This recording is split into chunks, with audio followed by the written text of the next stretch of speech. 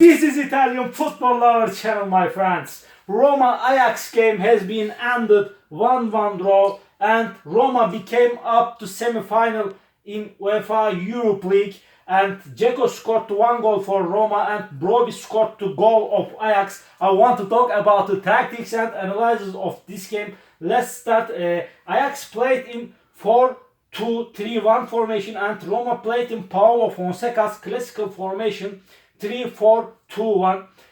In this game, on the forward in Roma, in the beginning of the game, Mkhitaryan pushed higher and pressed on central defender Timber, and Pellegrini tucked inside with Mkhitaryan, and Pellegrini pressed on other defender Martinez. At the same time, Dzeko dropped deep. He came close to midfield and he covered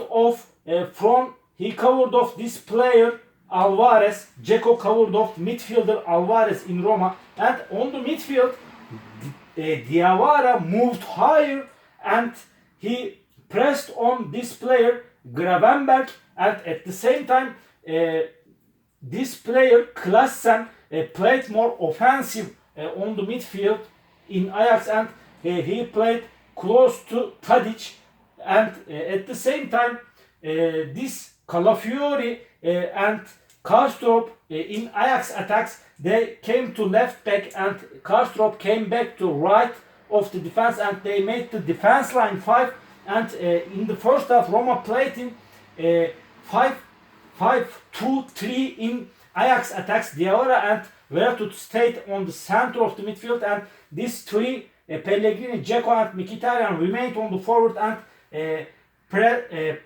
counter-pressed on Ajax defense.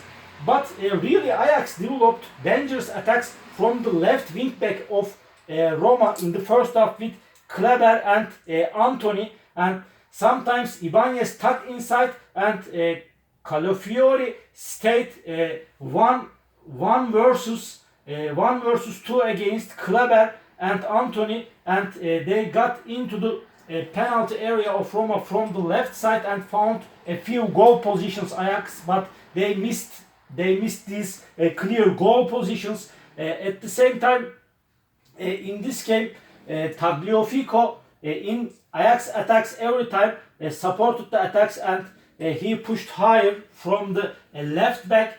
But in the first half, these two teams couldn't find any goal, and in the beginning, but in the first half, this Kleber little bit injured in Ajax defense, and there was one substitution for Ajax, and Schurz replaced of Kleber, and after this substitution, Schurz played on the center of the defense, 3 number Schurz, and this 2 number Timber played as a right back. In the beginning of the second half, Ajax made one more substitution, and really this player Antony out and Brobbey replaced of Antony. After this substitution, 7 number Neres played on the right forward here, and this player Tadic started to play on the left forward here like this, 10 number Tadic, and Brobbey played as a central forward, and Ajax found to goal with Brobbey in the beginning of the second half. This Schurz pushed higher, he came close to midfield, and his long range pass to behind of Roma defense line, Brobbey got into the penalty area between of Mangini and Cristante, and he touched the ball and scored for Ajax the goal, Brobbey, and Ajax was 1-0 ahead with this goal. It was so crucial goal for Ajax. Really, after this goal, Brobbey forced the center of the Roma defense, especially Brobbey made press on Cristante and Mancini so much. At the same time, sometimes this player Klaassen every time supported the attacks, and he got into the Roma box and searched for the goal positions. And Ajax found one more goal, but a goal was disallowed by the referee because before the goal a foul made to Mkhitaryan, and again a developing attack from the center of Roma, and Brody's shot returned from Paul Lopez, and Tadic scored the goal in Roma box, but this goal was disallowed by the referee. Later, really a developing counter-attack from the right back of Ajax with Calafiori, and Calafiori pushed higher, and he centered the ball into the penalty area. The ball touched Gravenberch, and at the back post, Dzeko stayed free. Really, Ajax defense line caught up higher, and in this counter-attack, and Dzeko scored the goal at the back post. The score was 1-1 with this goal in this game. Later, there were some substitutions for Ajax on the midfield. This Alvarez out, and other player Kudus replaced of him. But Kudus played close to left of the midfield, 20 number, and Gravenberch played here like this. And first substitutions for Roma in the second half. Dzeko out, and Borja Mayoral replaced of Dzeko. Mayoral played instead of Dzeko here. And other substitution, Calafiori was injured in the second half, and really midfielder Villar replaced of Calafiori. After this substitution, Paulo Fonseca pulled Veretout to the left of the midfield, and Veretout played here, left of the midfield, and Villar played here together with Diawara, front of the Roma defense line. And really in Ajax attacks, Roma's formation turned into 5-4-1. Veretout dropped deep to the left back, and Kastrop dropped deep to the right back. They made the defense line 5, and at the same time Mkhitaryan and Pellegrini came back to left of the midfield and right of the midfield. They made to midfield 5, and Mayoral stayed on the forward as a single player.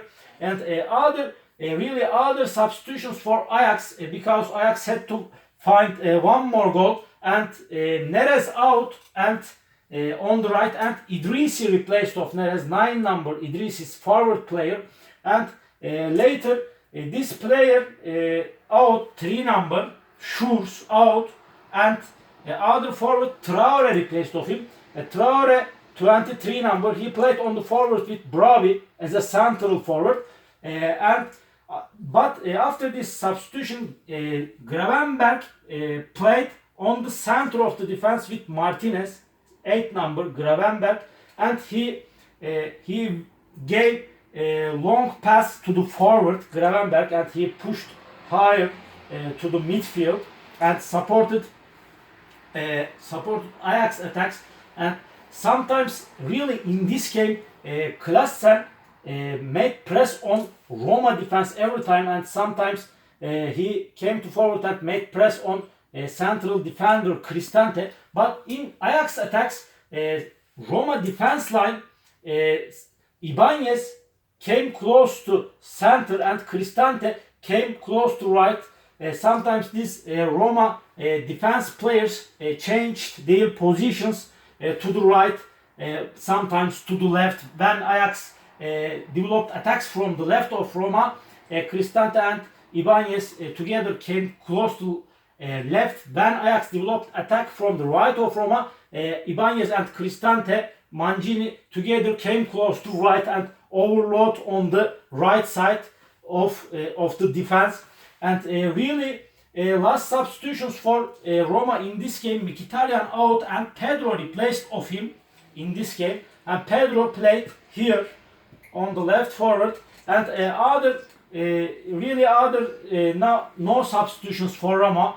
Roma made 3 substitutions in this game, and really the game has been ended 1-1 draw, and Roma qualified to semi-final in Uefa Europe League, and it was so good result for Roma. They are so successful in Europa League this season, and all my analysis and all my comments like this about Roma Ajax game. And You can write your suggestions and comments under my video, and please open up your notification rings, notification bells, and thank you very much. See you on my next videos, beautiful people. Bye!